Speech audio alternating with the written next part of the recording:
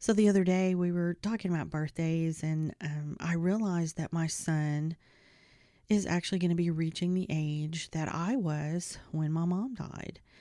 And through that, I also realized that I've lived longer without her than I have with her. And it got me thinking about something that I hadn't really connected before. It was a time that I remember when I was little that I had a concussion, and I gave my mom quite a scare. And a few years ago, my son gave me, that same kind of scare, which leads me to, do we learn how to love because we witness it first?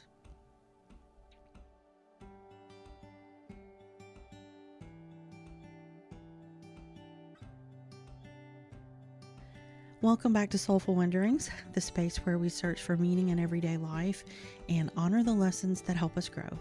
I'm Heather and I'm your host. And before we get started, we would love it if you would subscribe to our podcast. And you can also head over to our socials and follow us there. And of course, all that information will be in the show notes. Let me see if I can start at somewhat the beginning. And I think I've told y'all this story before, or at least part of it. I really can't remember what part we've talked about. But anyway, so we lived on a dairy farm when I was a kid. I think I was about 7 or so when we moved from there.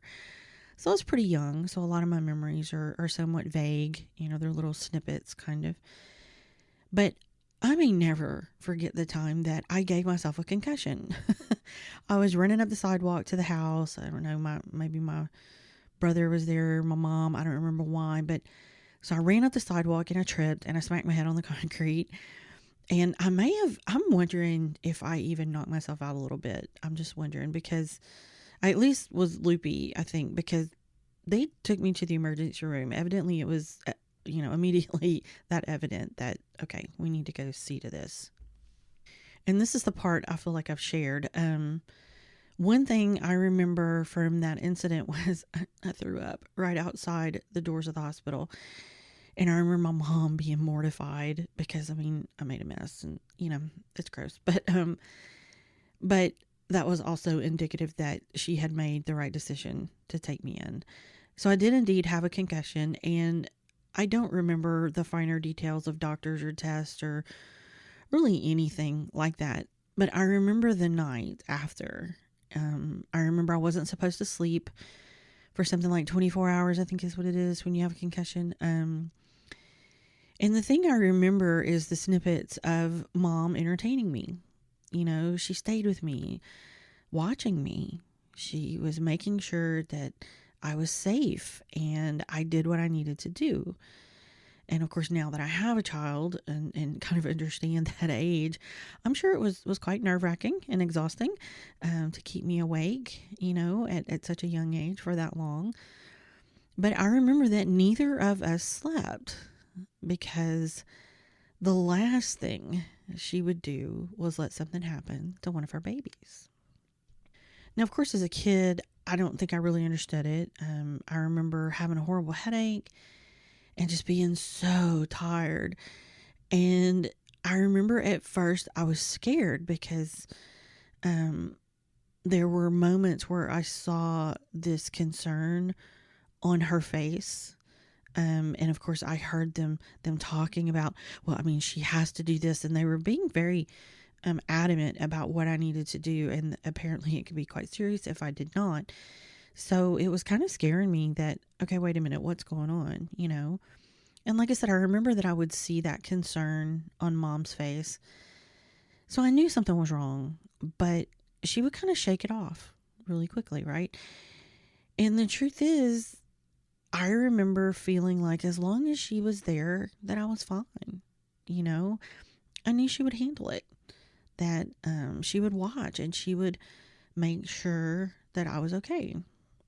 But again, as a kid, I don't know that you fully get it. You can't fully grasp the situation of what's going on until the day you're the one that's sitting in the chair. So I think my son, I think he was around 19. He had graduated high school, but he was still living at home. And we often are in bed early because we get up fairly early to go to work. But my phone went off with a text, and it's probably near midnight. Of course, I was a little bit startled, kind of struggling to, focus your eyes in the middle of the night. And it was my son, and he said he needed us, that he couldn't stand up. So I immediately, wake my husband up, bolted into his room, and we found him. He was dizzy, and his hands and feet, starting at his wrist and then on his feet, starting at his ankle, they were so white that you couldn't imagine there was any blood in them at all. They were so white.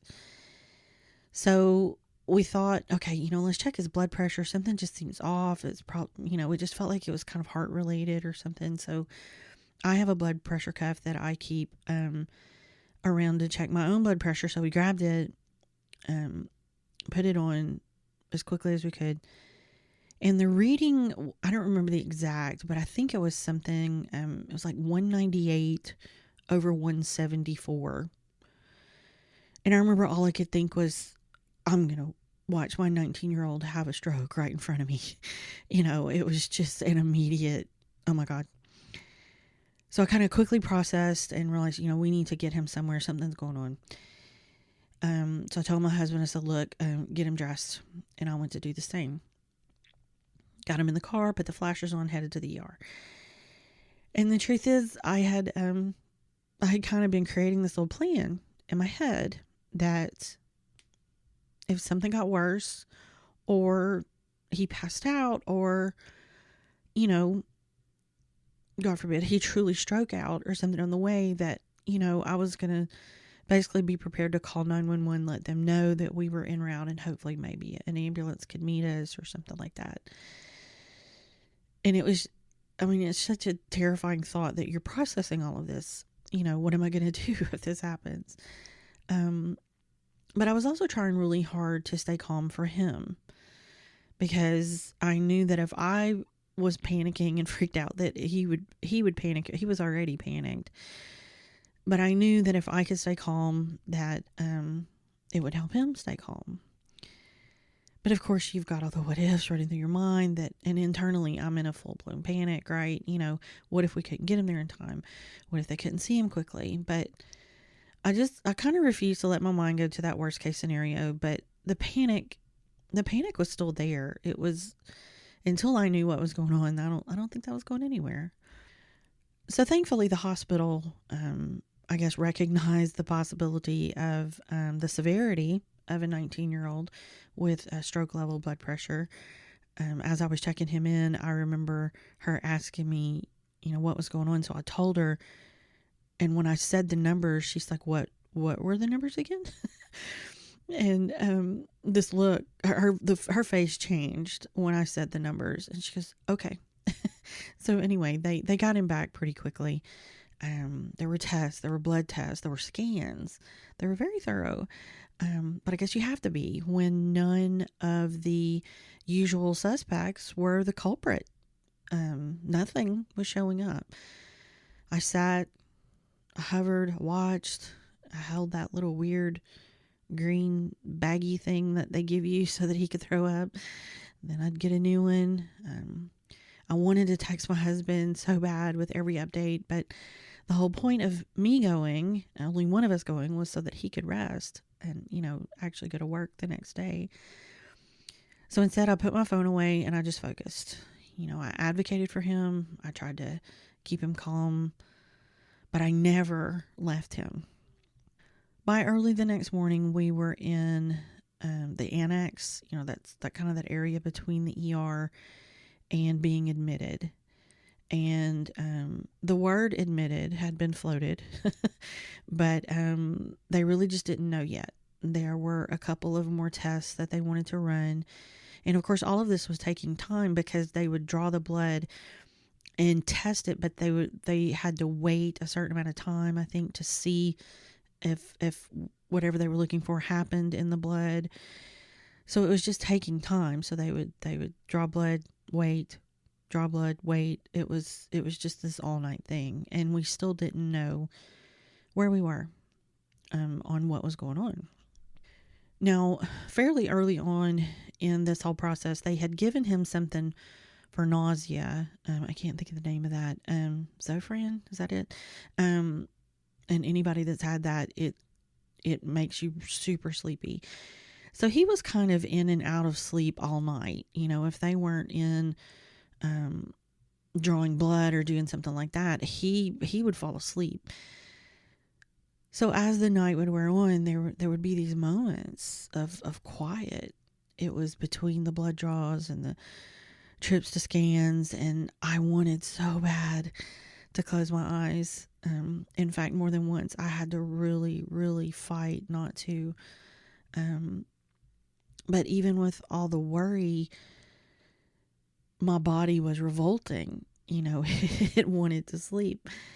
But still, I sat, I hovered, I watched him sleep, I stroked his hair. I held back tears that I promised myself I wouldn't let him see so that he wouldn't worry. So as morning came, I called work, let them know. Of course, there's do what you need to do. Called my husband, brought him up to date on what was happening. He brought me some snacks. We hadn't eaten or anything all night, and my laptop so that I could try to get some work done while my son was sleeping. Eventually, he woke up, and of course, he was hungry because we hadn't eaten in a while.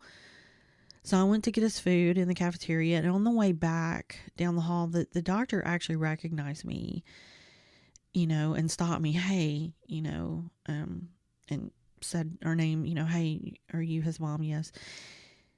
And that the last test had come back negative. So they were going to be releasing us soon. So there was relief in that moment, but not completely, because to this day, we don't know what happened to him. We have no idea what caused it. It's never happened again. And that's been a few years, I think. But we don't know. It was after COVID. Maybe something had triggered after he had COVID. Don't really know. What I do know is that I would have stayed there as long as it took for them to run tests and figure out what was going on, because there was really nothing that could have stopped me from getting him help. And of course, when we talk about it now, he says he really doesn't remember much of the night. So all this chaos and all these things that were going on and just all this craziness. He's, yeah, I really don't remember that. The meds had made him pretty loopy. But he has a few moments out of that night that he can recall. But like I said, a lot of it is pretty sketchy for him. But me, I can recall pretty much all of the moments. And somewhere sitting there in the middle of the night, I had this thought. I wondered if this is how Mom had felt with me. Had she been in an internal panic like I had? Had she hidden tears? Had she watched and waited and stroked my hair because that's all she could offer to soothe me? It dawned on me that we learn to love by how we are loved. Caregiving, that's really not something you teach. It's something that's modeled. And sometimes we don't even fully recognize it until we're in the same seat. And now that I've lived more of my life without her than with her, somehow in that moment, she was right there. I have so much appreciation for my mom and the way she loved us, especially now that I'm a mom myself and see some of those same things. Just the way she modeled it every day was so amazing. I appreciate how I learned to have that same depth of love without even realizing what I was learning. It's a part of my conditioning that I'm actually grateful for. It's a part of her I carry with me. And I didn't even realize it until I was in the chair. I wonder how many things we carry, not just in memory, but in the way we love, in the way we show up, in the way we choose to stay. Not because we were told, but because we felt them first.